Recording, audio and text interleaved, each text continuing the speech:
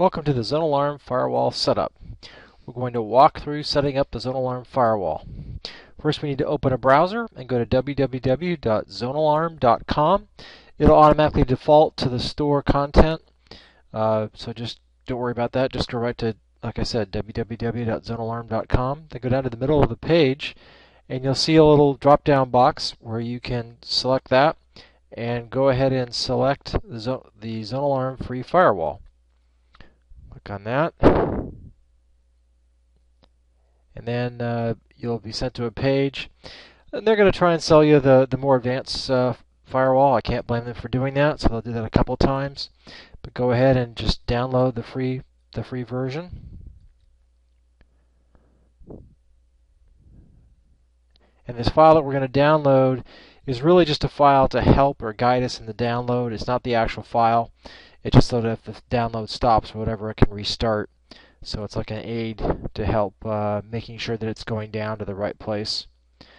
And I'm just going to download it to C:\downloads\ZoneLabs. You can put it anywhere you want. Go ahead and double click on that file once you've got it downloaded, either in Explorer or Mozilla Firefox. Hit OK. When you get the security warning, go ahead and run it. And now you'll be presented with a choice of Vista or XP2000. It should default to the proper operating system. Now we're going to go ahead and download the actual file itself. And I always prefer to put it into a directory called downloads so they don't get backed up when I back up files. And again, it's under C:\downloads\ZoneLabs. And there's the file name, that ZA switch. I'm going to save it. And thanks to the, and there we go, there's the path name. I'll hit next and it starts to download. And thanks to the miracle of video editing, you won't have to watch this whole download come down. And we'll go right on to actually getting the file started. Okay, so now we have the file down, and we're going to go ahead and open up my computer. And then go to local disk C and locate the file, which is under Downloads, ZoneLabs. Scroll down here. There's my ZoneLabs. And there's my file. If you're not sure which file it is, just click on the Details section, and it'll show you the details, or hover the mouse over the file, and it'll tell you how big it is. And you can see that it's 45 megs. It's a good size file. That's the file that you want, not the ZA setup. So double click on that. And that will start the install of ZoneAlarm.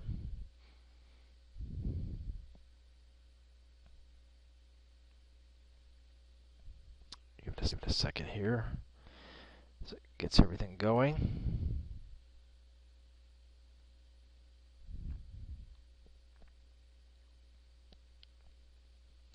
Okay, and this comes up, and they're going to try to put the spy blocker on here, which is a paid program. Again, they're going to try and sell you. I can't blame them for doing this. They're giving you a really good program for free, so it's just one of those things you have to deal with. Go ahead and register. You can put your email in if you want. I have several computers, so I don't need to have it on all of them. Go ahead and look at the license agreement if you need to. If you want something to put you to sleep at night, this will do it. Go ahead and hit install. And then the install will start. And again, thanks to the miracle of video editing, you won't have to watch this entire file install, which can take quite a while. Note that this is a file. I have a VPN, and so there are some programs that aren't compatible or that need to be shut down before ZoneAlarm can be installed, and typically it will tell you that. Be aware, though, that if you're doing like a spybot or spyware, you're going to need to disable or turn that off during the install of the firewall, and also quite possibly your antivirus as well. So we kind of jumped ahead here. We are now configuring ZoneAlarm, and again we're going to skip that too. Both the download and the configuring takes about 3 or 4 minutes each, depending on the speed of your machine. And that's done now. And this is a little marketing thing. Go ahead and fill this out. Again, this is the least you could do. They're giving you a great firewall, so go ahead and fill it out for them and be honest, so that they know what they're dealing with. Go ahead and hit finish.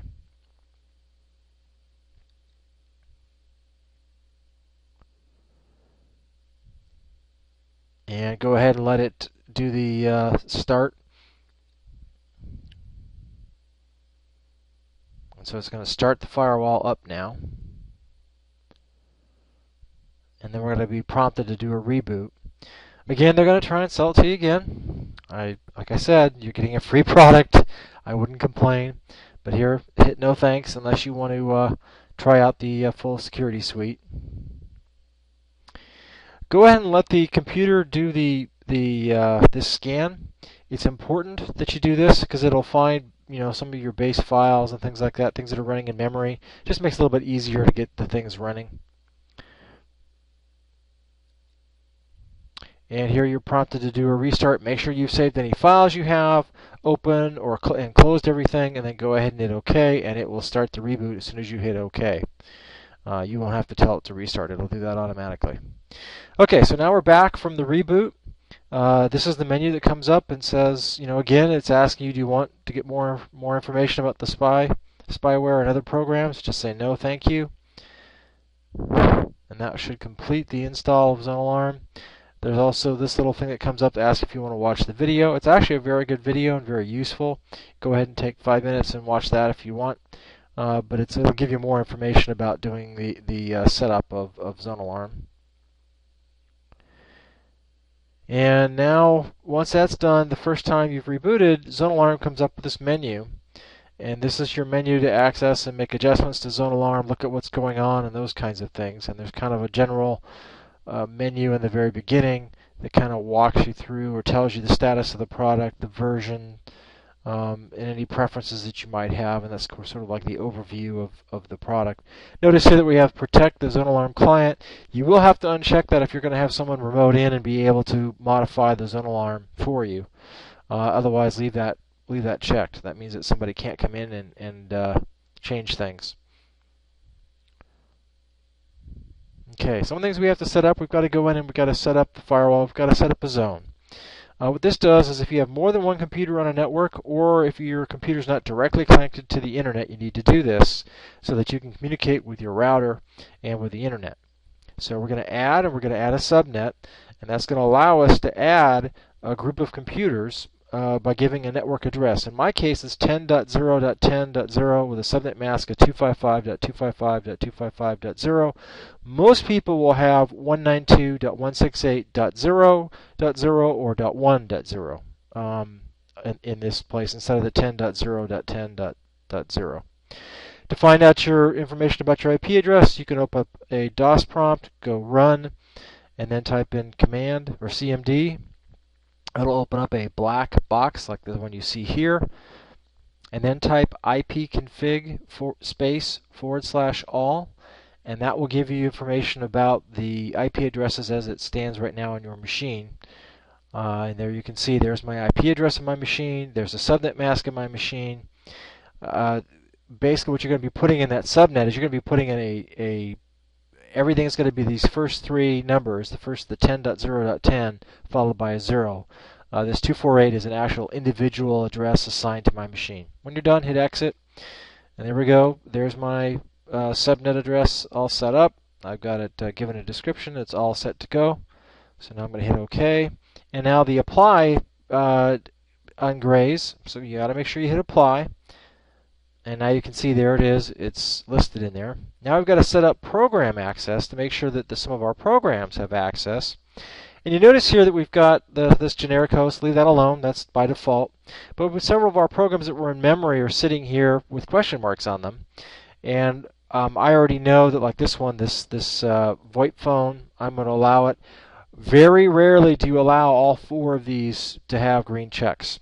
You notice that at the top it says access trusted internet and server trusted internet. The access is going out and the server is coming in. And if you're not sure about a file or something that's on this list, you can click on it. You can click on the file, and down below in the entry detail, it'll tell you something about that file.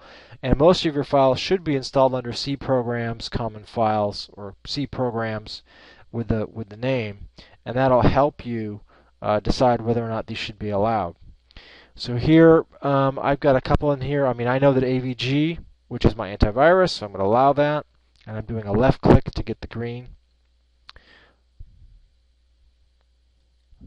ActiveSync down here, you can see there it is. I know it's Microsoft ActiveSync. I know that's okay. I know this other part of ActiveSync is also something that I should allow. And there's a QuickBooks program. I'm going to allow that. And this is my VPN. Now in this case, I am allowing it to have stuff coming in from the local network or from the router, and because the router is forwarding stuff from a VPN. But most programs will have just the first two green, and that's pretty much all you need. And that should be your basic program setup. Now you also have the alerts and logs, which is a nice way to go and see what's kind of going on. Before we get to that, though, let's try to open up Firefox, which is a browser.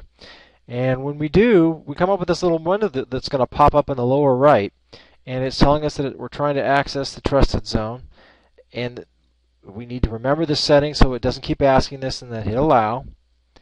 And then a second one's going to come up that's telling us that we're trying to access the internet. So in the first case, we were accessing the router. The second one, we're going from the router to the internet. And this is just telling us it's going to allow that to occur. That it's allowing it to pass through a secondary device before it goes out. And so we're going to remember this setting, hit allow. Again, because I know it's Firefox, I know this is okay, I know this is a good thing to allow out, that's not a problem. And Firefox will open up here in a second as soon as we click that allow. And there's Firefox. It's opening up now. Now I can get onto the web, and you can see I can scroll down here, and we'll go to a different area. You can see that that's working, and I do have full access now.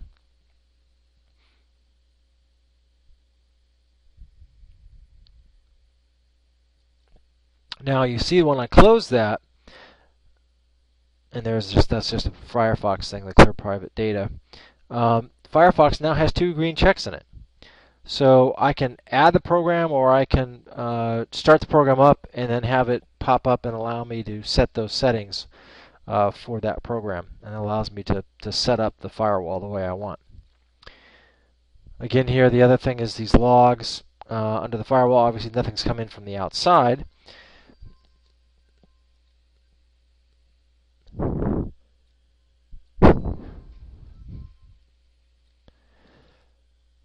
And so now we're going to go in and look at the programs. Now these are the programs that are on the machine trying to go out. Firewall was stuff that's coming in. And I can, just like I can in Windows, I can go and make a column wider or narrower so I can read more detail. And here you can see that the top stuff is the latest stuff. And you can see that some things have been allowed now, whereas some stuff that was before I went through and did those settings were blocked. So now, and there's a lot in here. I mean, you can see that just about every program that's on your machine is trying to go out and do something. And pretty much every program nowadays that you install on your machine is going to try out and call home. It's just something that unfortunately is just required for most programs nowadays. So this is showing you what's going out, and the firewall tells you what's coming in.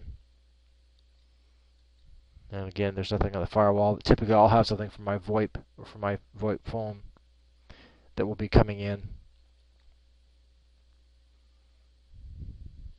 And that's pretty much the setup of the firewall. There are a couple things up here with some status or some real-time stuff. This up here at the top is listing the 4 most common programs that are running or that are consuming the most memory. In this case, it's generic host process and the spooler, or things that are hitting the firewall the most. You can also disable the firewall, basically shut off internet access immediately. If for some reason you need to do that, you've got a virus or something to keep it from spreading to other machines. And then when we're done, we just hit the X up in the corner, and then check this little checkbox, show the message again, and then hit OK. And that's your setup of your firewall. That's it. Your firewall is now set up and running. You should be good to go. Have a great day.